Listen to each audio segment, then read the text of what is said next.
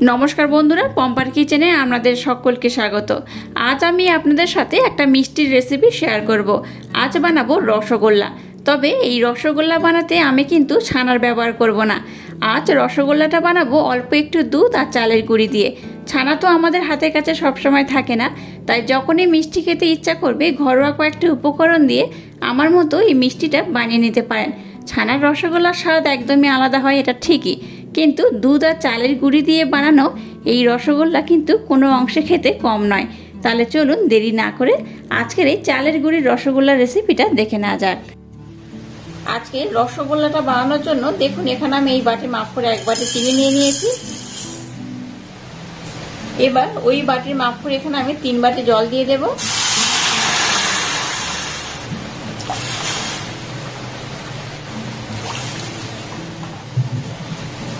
এবার এখানে একটা পাতলা শিরা বানিয়ে নিতে হবে। রসগোল্লার শিরা কিন্তু খুব একটা ঘন হয় না, একটু পাতলা শিরা হয়, তাই কিন্তু জলের পরিমাণটা একটু বেশি দিলাম। তো যাই হোক, এবার একটা পাতলা শিরা আমি বানিয়ে নেব। রসগোল্লা বানানোর জন্য যেরকম শিরাটা দরকার, আজকে কিন্তু শিরাটা একদম রেডি হয়ে গেছে। দেখাচ্ছি দেখুন, হালকা একটু চিটচিটে ভাব হলেই হবে, একটা দুটার বা খুব চিটচিটে হওয়ার দরকার নেই। রসগোল্লার শিরা একটু পাতলাই হয়, তাই কিন্তু শিরাটা একদম রেডি হয়ে গেছে। এবার আমি গ্যাসটাকে বন্ধ করে দিলাম। এবার গ্যাসটাকে জেলে দিয়ে একটা কড়া বসিয়ে দিয়েছি।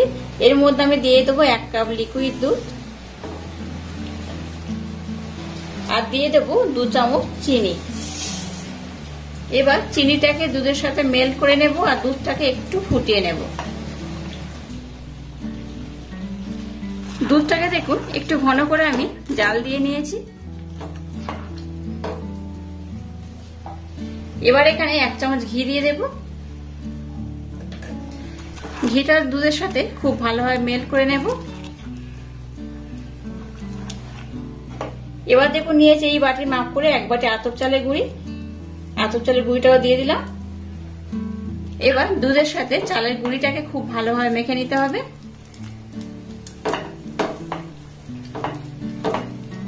গ্যাসের ফ্লেমটাকে একদম লো রেখে কিন্তু এই প্রসেসটা করবেন। গ্যাসের ফ্লেমটাকে লো রেখে দেখুন চালের গুঁড়িটাকে দুধের সাথে আমি খুব ভালোভাবে মেখে নিয়েছি। আর একটু নরম করেই মাখাতে হবে, খুব টাইট করবে না, এইরকম একটু নরম করে মাখাতে হবে। আর দেখুন এই কড়ার গাতে কিন্তু ছেড়ে আসছে। এবার জানবেন যে মিশ্রণটা একদম রেডি হয়ে গেছে।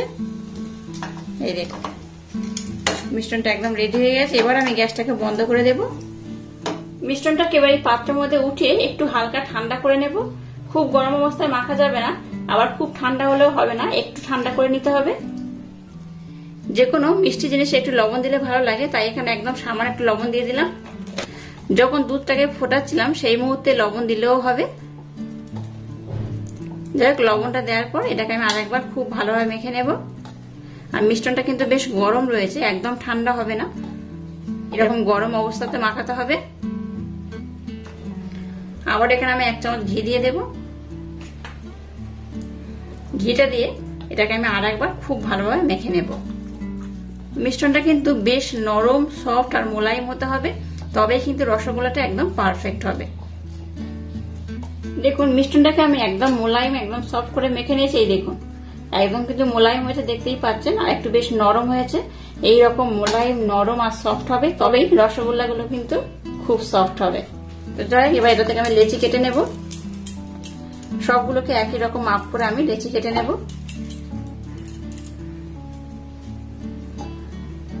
আপনারা চাইলে রসগোল্লার সাইজটা একটু বড় একটু ছোট করতে পারেন। সবগুলোকে দেখুন আমি সমান মাপ করে কেটে নিয়েছি। এবার এগুলোকে একটু গোল করে নেব। একটু আলতো হাতে হালকা প্রেসার দিয়ে এটাকে কিন্তু গোল করতে হবে। আর এই রসগোল্লা যেটা গোল করবেন, এটা কিন্তু কোনো চারিদিকে ফাটল থাকলে হবে না, গোলটা একদম কিন্তু স্মুথ হতে হবে। এই দেখুন কোথাও ফাটল থাকলে কিন্তু হবে না, এইরকম একদম স্মুথ হবে। আর এইভাবে সবগুলোকে প্রথমে আমি খুব ভালোভাবে গোল করে নেব।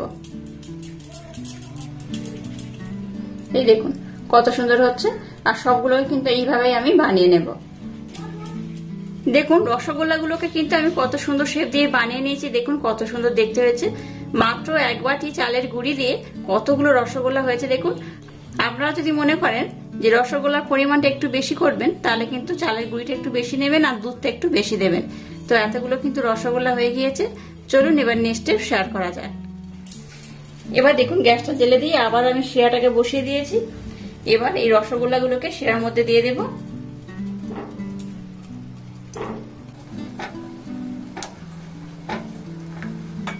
এবার গ্যাসের ফ্লেমটাকে হাই দিয়ে 2 মিনিটের জন্য এটাকে এইভাবে আমি নাড়াচাড়া করে নেব, যাতে না কড়াইয়ের মধ্যে আটকে যায় আর খুব ভালোভাবে কিন্তু ঘুরে এটা গোল হয়ে যাবে। 2 থেকে 3 মিনিট পরে এটাকে ঢাকা দিয়ে আমি 10 মিনিটের জন্য ফুটিয়ে নেব। তবে গ্যাসের ফ্লেমটাকে অবশ্য হাই দেবেন, লো করবেন না। হাই দিয়ে কিন্তু এই রসগোল্লাটাকে বানাতে হবে। এবার ঢাকা দিয়ে আমি 10 মিনিটের জন্য ফুটিয়ে নেব। আর ঢাকা দেওয়া অবস্থায় মাঝে মাঝে কিন্তু এইভাবে একটু ঘুরিয়ে ফিরিয়ে নেবেন, তাহলে কিন্তু রসগোল্লাগুলো সমান হয়ে গোল হবে আর খুব সুন্দরভাবে কিন্তু হয়েও যাবে। ঢাকা সমেত মাঝে মাঝে এইভাবে একটু নাড়িয়ে দিতে হবে।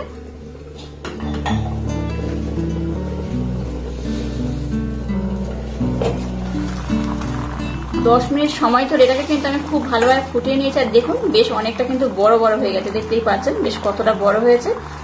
এই দেখুন, আর এগুলো কিন্তু বেশ নরম হয়, স্পঞ্জি হয়, দারুণ লাগে। বেশ গরম বলে আমি দেখাতে পারছি না। তো যাই, এবার আমি গ্যাসটাকে বন্ধ করে দেব। আমি 10 থেকে 15 মিনিট সময় ধরে কিন্তু এটাকে এইভাবে ফুটিয়ে নিয়েছি। এবার এই গরম গরম রসগোল্লা আমি পাত্রের মধ্যে সার্ভ করছি। দেখুন কত অপূর্ব হয়েছে। এটা একদম কিন্তু দোকানের যেমন রসগোল্লা হয় ঠিক সেই রকমই হয়। অবশ্য বাড়িতে আমার মতো একবার হলেও এইভাবে চালের গুঁড়ি দিয়ে রসগোল্লাটা বানাবেন, অসম্ভব সুন্দর খেতে হয়। ছানার রসগোল্লা স্বাদই আলাদা হয় ঠিকই, তবে এই রসগোল্লা কিন্তু টেস্ট অসাধারণ হয়, দারুণ খেতে লাগে। ঘরোয়া উপকরণ দিয়ে বানানো এরকম রসগোল্লা খুব কম সময়ে অতিথি আপ্যায়ন করতে পারেন, অসম্ভব সুন্দর দেখতে হয়েছে। আর আজকের এই দুর্দান্ত স্বাদের রসগোল্লার রেসিপি যদি আপনাদের ভালো লাগে, তাহলে চ্যানেলটাকে লাইক, শেয়ার, কমেন্ট এবং সাবস্ক্রাইব করবেন আর পাশে থাকা বেল আইকনটা প্রেস করে দেবেন। তাহলে টাটা, আবার দেখা হচ্ছে নতুন কোনো রেসিপি নিয়ে।